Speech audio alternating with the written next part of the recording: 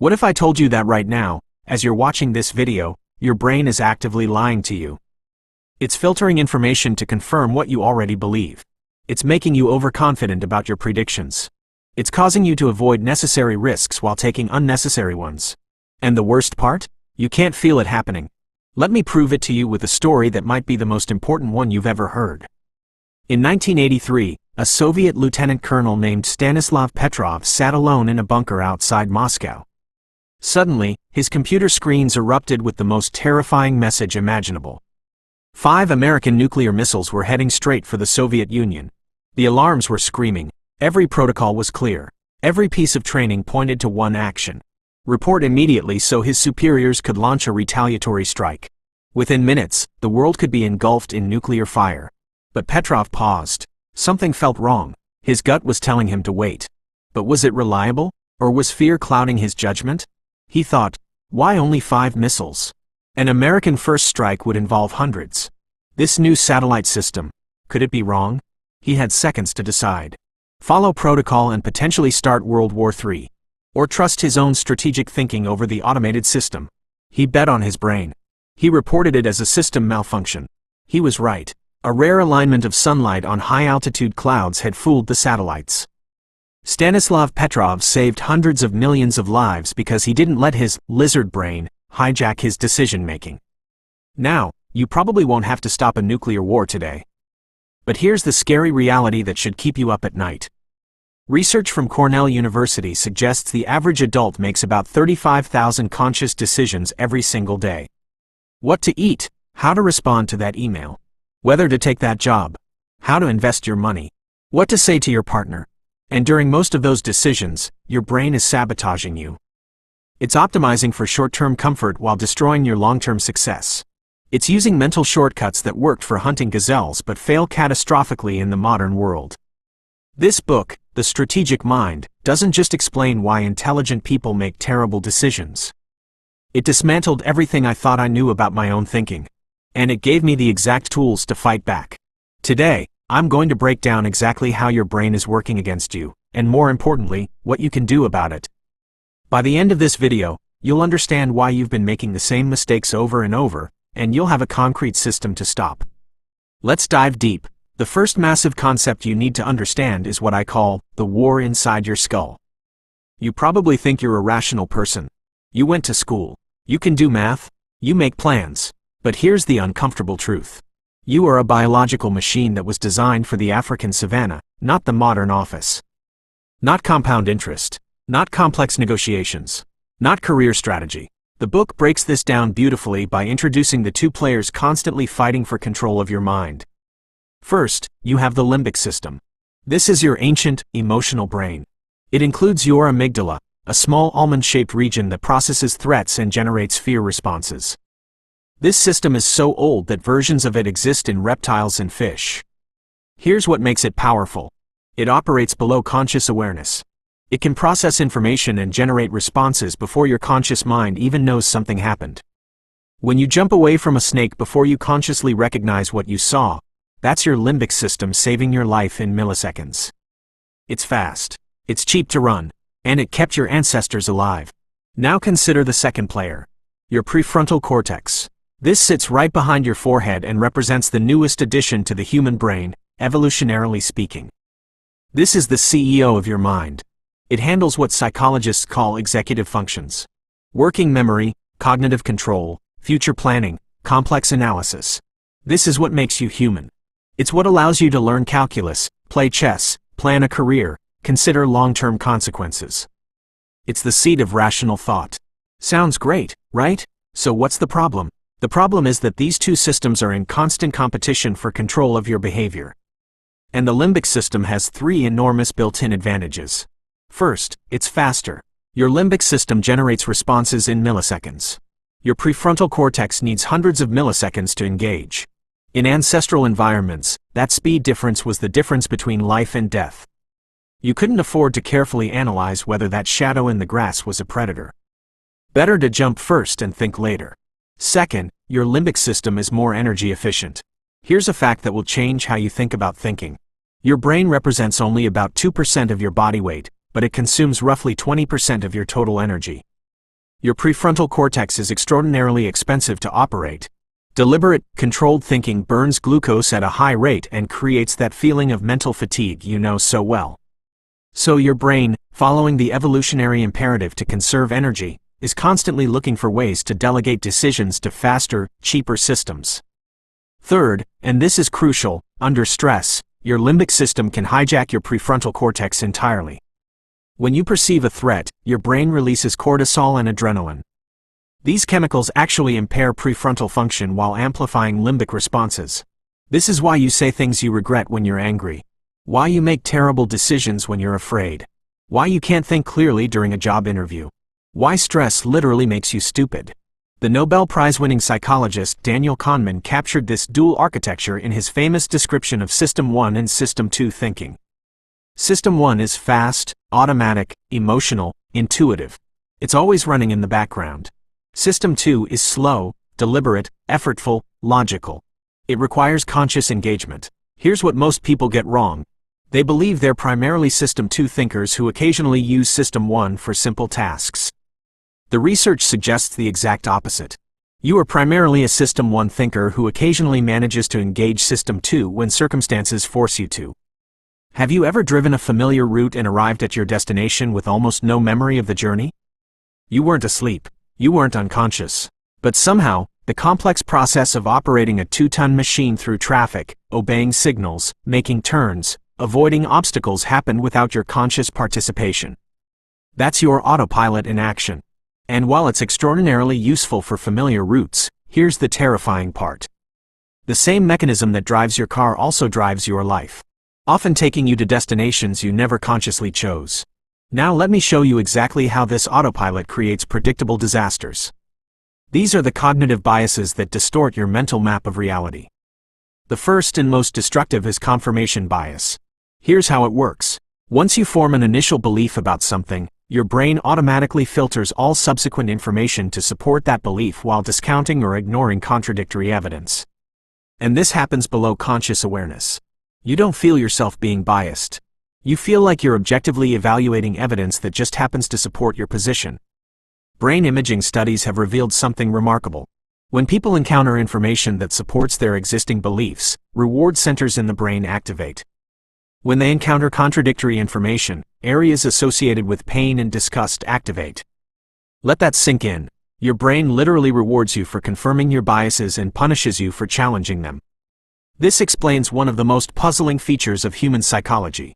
How can intelligent, well-educated people hold completely opposite views about the same set of facts? How can experts in the same field reach contradictory conclusions from identical data?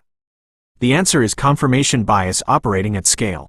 Each person encounters the same information but processes it through filters that amplify supporting evidence and attenuate contradictions. Every belief you hold right now, every conclusion you've reached, every expert opinion you've accepted has been processed through this filter. The evidence supporting your current views feels overwhelming, but that feeling itself is evidence of nothing except the operation of confirmation bias. The second major bias is the availability heuristic. This distorts your perception of probability and frequency. Events that are easy to remember feel more common than events that are difficult to remember, regardless of actual frequency. Here's why this matters. Dramatic, vivid, emotionally charged events are easily remembered and therefore seem more likely than they actually are. Plane crashes, terrorist attacks, shark attacks dominate risk perception because they dominate media coverage. Meanwhile, mundane but statistically significant risks like heart disease, car accidents, and household falls receive disproportionately little attention because they fail to generate memorable impressions. A 2021 study published in Nature Human Behavior demonstrated this perfectly. Researchers asked people to estimate the frequency of various causes of death. Participants consistently overestimated deaths from causes that receive extensive media coverage while underestimating deaths from causes that receive little attention. The correlation between media coverage and estimated frequency was far stronger than the correlation between actual frequency and estimated frequency. You're literally building your mental model of reality based on what makes good television rather than what's actually true. The third bias is anchoring, and it reveals how easily your judgments can be manipulated by irrelevant information. When you encounter a number before making an estimate, that number serves as an anchor that biases your subsequent judgment. Even when you know the anchor is random or irrelevant, it still affects your thinking. In one famous experiment, researchers spun a wheel of fortune in front of participants before asking them to estimate the percentage of African countries in the United Nations. Those who saw the wheel land on a high number gave systematically higher estimates than those who saw it land on a low number. The wheel was obviously random. It contained zero information about African countries. Yet it still influenced estimates. Think about the implications. The first price mentioned in a negotiation anchors all subsequent discussion. The first impression you form of a person anchors all subsequent evaluations. The salary number on a job posting anchors your expectations. You are being manipulated by anchors constantly, and you can't feel it happening. The fourth bias might be the most dangerous of all. The bias blind spot. You are highly skilled at recognizing cognitive biases in other people while remaining largely blind to the same biases in your own thinking. Research demonstrates that even when people learn extensively about cognitive biases, they continue to fall victim to those biases while becoming more confident that they're immune. This creates a dangerous paradox.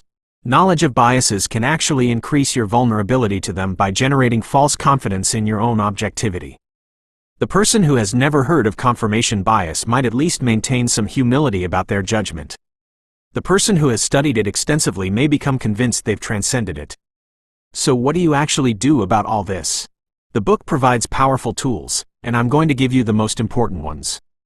The first tool is mental models. A mental model is a compressed representation of how some aspect of reality works. Think of it as a cognitive shortcut that captures essential patterns. Your brain already uses thousands of mental models, most of which you absorbed unconsciously. The question isn't whether you use mental models. The question is whether you use good ones. Research published in Cognitive Science in 2022 examined how experts and novices approach complex problems. The researchers found that expertise was not primarily about knowing more facts. It was about possessing more sophisticated mental models that allowed experts to perceive meaningful patterns invisible to novices. A chess grandmaster and a beginner look at the same board, but they literally see different things because their mental models highlight different features as relevant. Let me give you some of the most powerful mental models. Feedback loops completely change how you understand cause and effect. Most people think about causation in simple linear terms. A causes B, but reality is far messier. Feedback loops create situations where A causes B, but B also influences A, creating complex dynamics that linear thinking cannot capture. Consider the relationship between confidence and competence. When you feel confident, you perform better, which builds genuine competence, which further increases confidence. This is a reinforcing loop that spirals upward toward mastery. But the same loop can spiral downward. Poor performance damages confidence, which impairs future performance, which further erodes confidence. This explains why some people seem to accelerate through life while others feel increasingly stuck despite similar starting points. Small initial differences get amplified through feedback until they produce enormous disparities in outcomes. Understanding systems thinking takes this further. The book uses the tragic example of the Bhopal disaster in India. In 1984, a pesticide plant released toxic gas that killed thousands of people. But it wasn't one failure. It was a cascade. An engineer had noticed warning signs months earlier. Safety systems were being shut down. Maintenance was being deferred. Staffing was being reduced. Each cost-cutting measure seemed reasonable when viewed in isolation. But no one was examining how these individual decisions were creating systemic risk. On the night of the disaster, a chain of failures cascaded through the plant. The cooling system wasn't functioning. The scrubber was offline. The flare tower was being repaired. The alarm had been turned off. None of these individual decisions caused the disaster. The interaction of all of them did. To apply systems thinking to your life, you need to look for these feedback dynamics. A reinforcing loop is where success brings more resources, which brings more success, like compound interest. A balancing loop is where the system fights back. Ever notice that when you cut calories drastically, your body lowers its metabolism to keep you at the same weight? That's a balancing loop. The system is actively working to maintain its current state. Strategic thinkers don't just push harder against balancing loops. They change the structure of the system to get a different result. The second major tool is first principles thinking, and this one might be the most powerful of all. In 2004, Elon Musk faced a problem that seemed unsolvable. He wanted to make space travel affordable, but rocket prices had remained essentially unchanged for decades. Every rocket expert told him the same thing. Rockets are expensive because they've always been expensive. But Musk asked a different question. Instead of accepting expert consensus, he asked, what is a rocket actually made of? And how much do those raw materials cost? Aluminum, titanium, copper, carbon fiber. When he calculated the raw material cost of a rocket, he discovered something startling. The materials represented only about 2% of the price aerospace companies charged. The gap wasn't explained by engineering complexity. It was explained by assumptions. The industry assumed rockets must be built by specialized aerospace contractors using aerospace-grade processes. They assumed rockets must be expendable, thrown away after one use. None of these assumptions reflected physical laws. They reflected historical conventions that had hardened into unquestioned reality. By breaking the problem down to first principles and rebuilding from there, SpaceX developed rockets that cost a fraction of traditional prices. More fundamentally, they challenged the assumption that rockets must be disposable, developing reusable boosters that land themselves. First principles thinking means breaking down problems into their most basic elements and reasoning upward from established truths rather than reasoning by analogy to what has been done before. Why is this so rare? Because it's cognitively expensive. Your brain evolved to conserve energy, and reasoning from first principles requires enormous mental effort compared to reasoning by analogy. When you reason by analogy, you simply ask what this situation reminds you of and apply solutions that worked before. This is fast, efficient, and often good enough. But analogy has a fatal flaw. It works only when the new situation truly matches the old one. When surface similarities mask fundamental differences, analogical reasoning leads you confidently in the wrong direction. Here's how to apply it. For every constraint you face, ask whether it reflects fundamental reality or arbitrary convention. Most constraints turn out to be conventions. Why does university education require 4 years? Because that's how it's always been done. But is there something fundamental about 48 months? Do human brains require exactly that long to master a subject? Obviously not. The 4-year convention reflects historical factors like the agricultural calendar, not cognitive science. The third tool helps you think strategically under pressure. The biology of pressure. The book tells the story of Captain Sully Sullenberger landing on the Hudson River. On January 15, 2009, both engines of U.S. Airways Flight 1549 failed moments after takeoff. Sully had 208 seconds to determine the fate of 155 people. When disaster struck, his brain was flooded with cortisol. In most people, this triggers what psychologists call an amygdala hijack. Your vision narrows. Your working memory drops dramatically. You default to habit and instinct. Air traffic controllers offered 2 options. Return to LaGuardia or divert to Teterboro. Both seemed reasonable. Both were potentially fatal. But Sully didn't just have nerves of steel. He had trained his brain to function under pressure.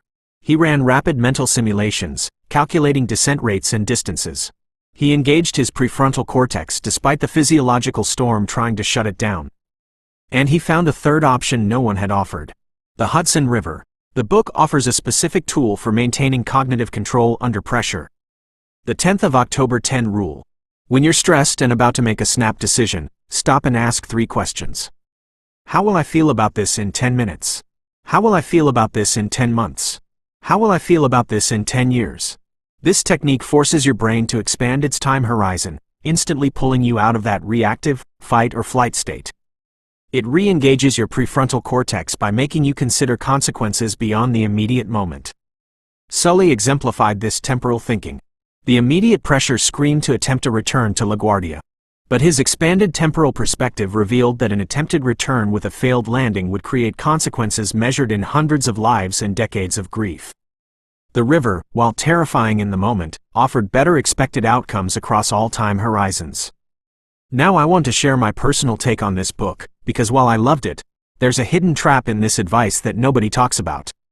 The book is brilliant at teaching you how to analyze, model, and plan.